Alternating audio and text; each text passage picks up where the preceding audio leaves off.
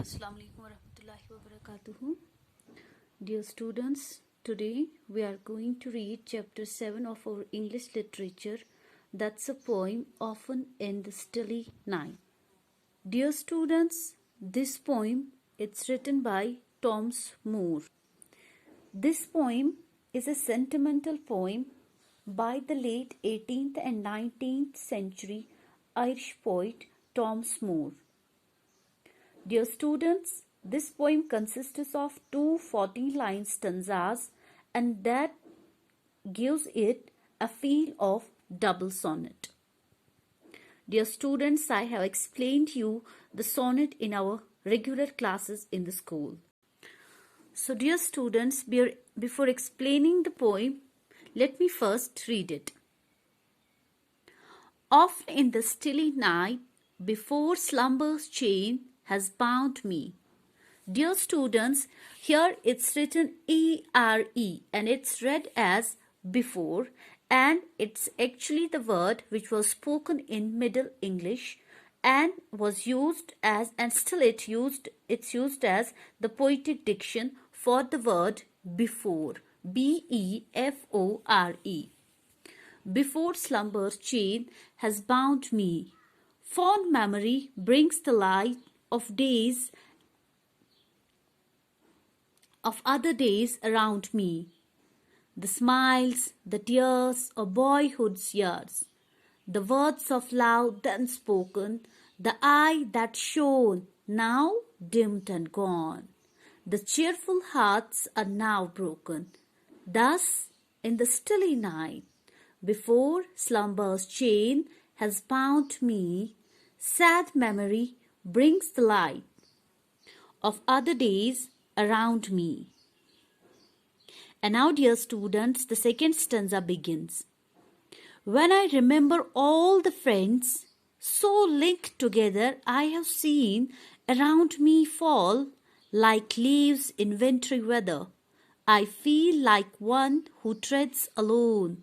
Some banquet hall deserted, whose lights are fled, whose garlands dead, and all but he departed. Thus in the stilly night, before slumber's chain has bound me, sad memory brings the light of other days around me. Dear students, as I earlier told you that this poem is written by Thomas Moore, and in this poem the poet thinks about the memories of the past. And he is remembering all the old memories while laying in his bed. Dear students, he is thinking about the good time that he spent with his friends. And then suddenly he becomes sad and starts thinking about the friends who fell. Here students, fell means who died. Dear students, in the first 40 lines, the poet Thomas Moore says that most of the time in quiet nights before he sleeps and go through unconsciousness. Dear students, here unconsciousness means when he feels fast asleep. The fond memories of his child brings the smile on his face again. And while remembering the events, the adventures of his childhood days, that brings a smile on the face of the poet. He experiences those moments around him.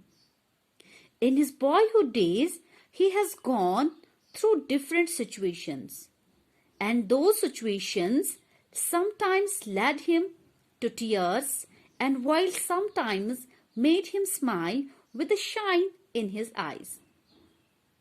And it was the time when his friends were around him and he was being loved and cared by everyone.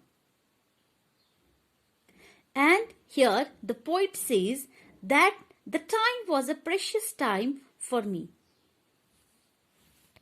But now, when no one is there with him, he feels like the shine which used to be there in his face due to a smile has turned to dimmed and pale.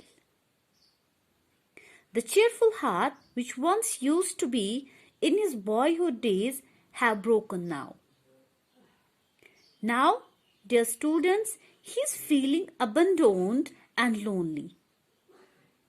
And now, in the stilly nights, in the silent nights, in the calm nights, before he sleeps, he gets bounded with those days and memories which makes him feel gloomy and depressed. And now, dear students, in the second stanza, the poet says that whenever he remembers his friends who were so linked with him once, now he is seeing them fall around him like it happens in winters. As dear students, you know that in winters trees used to shed their leaves. And he feels very deserted and lonely, like the one who trades alone without any companions. He imagines a scene of a banquet hall after everyone left except him, when the lights were fled and the garlands have lost their glory. And here, dear students, this is how the poet has compared his own life with this scene.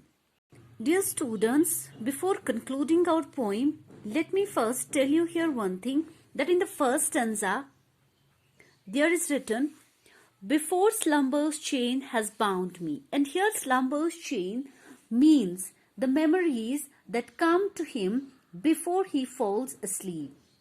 And slumber here means overtakes him. Before he sleeps, some idea, some thoughts overtakes him. And slumber's chain has bounded him. And here it refers to the way that sleep holds us in place and controls our thoughts. And dear students, as we see in the poem, that as the speaker's friends are all long since gone, such darkness can only be illuminated by his memories of them. That's the shining light of happier times that he used to have in his childhood days, or we can say in his boyhood days.